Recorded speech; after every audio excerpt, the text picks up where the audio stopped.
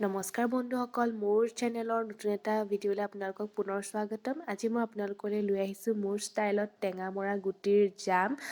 গতিকে ব'লক কেনেকৈনো বনাওঁ চাওঁ।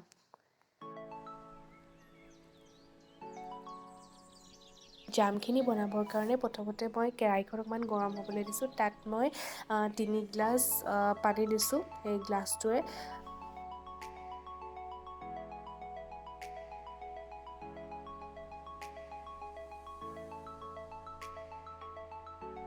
তাৰপাছত ইয়াত মই টেঙা মৰা গুটিখিনি দি দিছোঁ। টেঙা মৰা গুটিখিনি অলপ সময় এনেকৈ বইল কৰিম। বইল কৰিলে ইয়াৰ যিখিনি ৰস থাকে সেইখিনি ওলাই আহিব।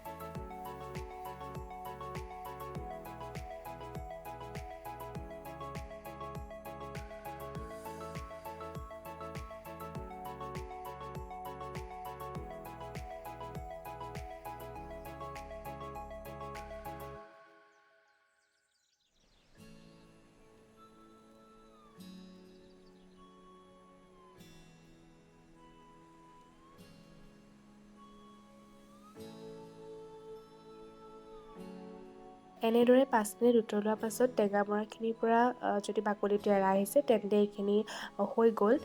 তাৰপাছত মই এটা চৰিয়াত ৰসখিনি ঢালি ল'ম। ঢালি পেলাই চেকনি এখনেৰে মই চেকি ল'ম।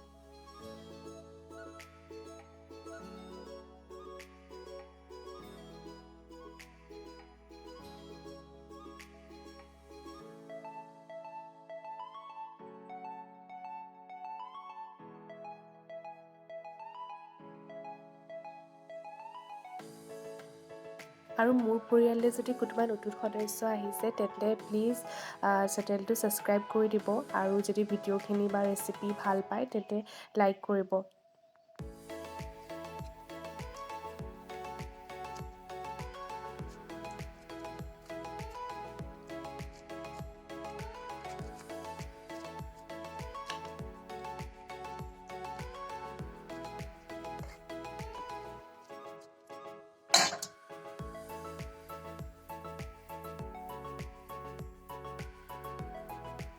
তাৰপাছত মই কেৰাহীখন অকণমান গৰম হোৱাৰ পিছত ইয়াত লং কেইটামান ভাজি ল'ম। ইলাচিও দিব পাৰে, কিন্তু মোৰ ওচৰত ইলাচি নাছিলে কাৰণে মই লঙকে দিছোঁ।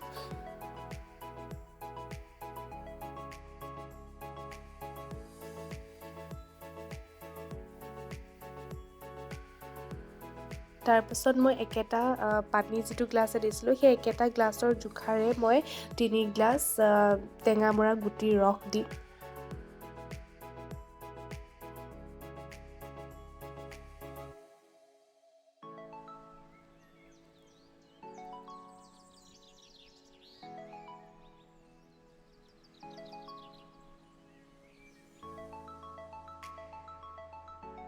এইখিনি অলপ উতলিবলৈ দিয়াৰ পিছত মই একেটা গ্লাছৰ জোখাৰে একাপ চেনি দি দিছোঁ।